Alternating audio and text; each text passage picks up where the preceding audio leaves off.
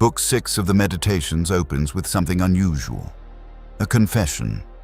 The object of life is not to be on the side of the majority, Marcus writes, but to escape finding oneself in the ranks of the insane. He is not talking about the world in the abstract.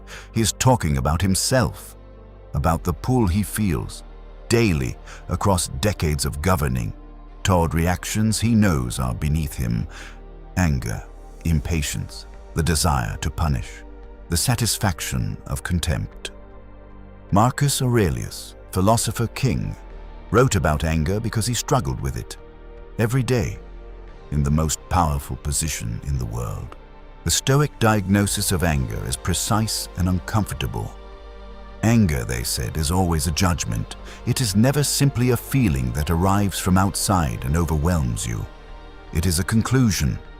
The conclusion that something wrong has been done, that you have been treated unjustly, that the world has not behaved as it should. And conclusions, unlike weather, can be examined, questioned, revised.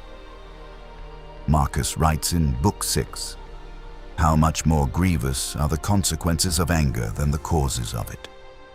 This is the Stoic entry point into anger, not the feeling itself, but the calculation underneath it. Is the judgment accurate? Is what was done actually wrong, or merely inconvenient?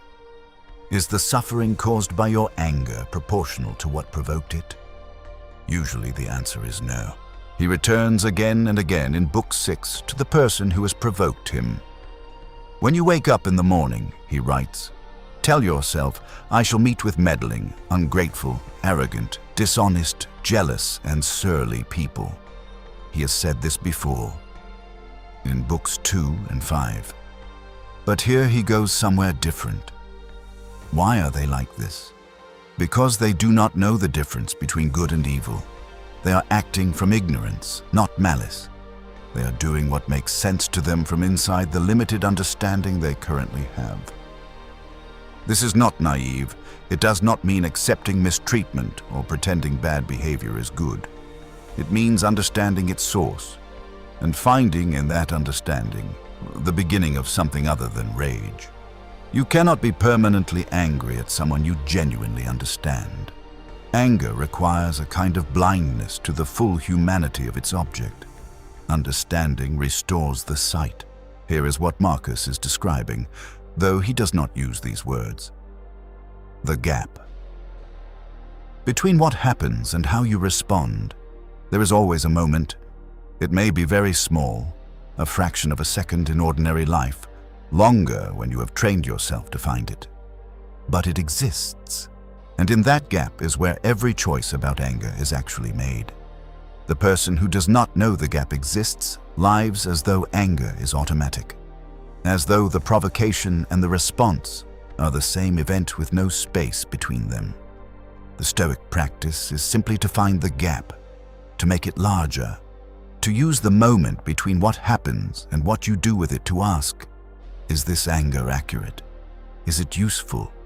What does it cost me? What does responding from it actually accomplish? These questions do not always produce calm, but they always produce a choice. The Stoic alternative to anger is equanimity. And equanimity is almost always misunderstood. It is not the absence of feeling. It is not the suppression of natural human response. It is not the performance of serenity by someone who is quietly furious inside. Equanimity is the condition of a person who has looked at the situation clearly and found, genuinely found, not forced themselves to pretend, that it does not require the energy of rage.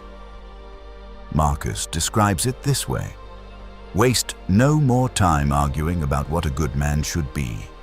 Be one. The equanimous person is not above the situation. They are simply not consumed by it. They see what is, respond to what is actually required, and move forward. The anger that would have cost them hours or days of energy simply does not take hold. The mistake most people make is trying to find equanimity in the moment of anger. This is too late. In the moment of anger, the judgment has already been made. The energy has already risen. Trying to calm yourself down is a rearguard action against something that is already happening. Equanimity is built before the anger arrives.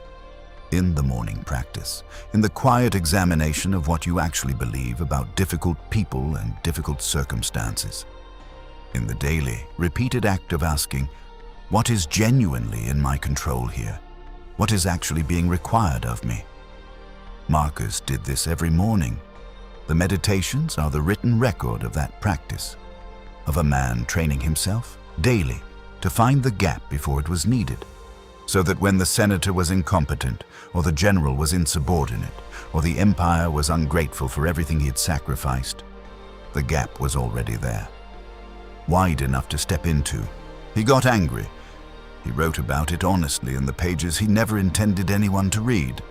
And then, because writing about it was part of the practice, because the morning examination was the training, he went back into the day and tried again. Not perfectly, not always successfully, but consistently, with the commitment of a man who understood that equanimity was not a gift he had been given or denied. It was something he built every morning for 20 years.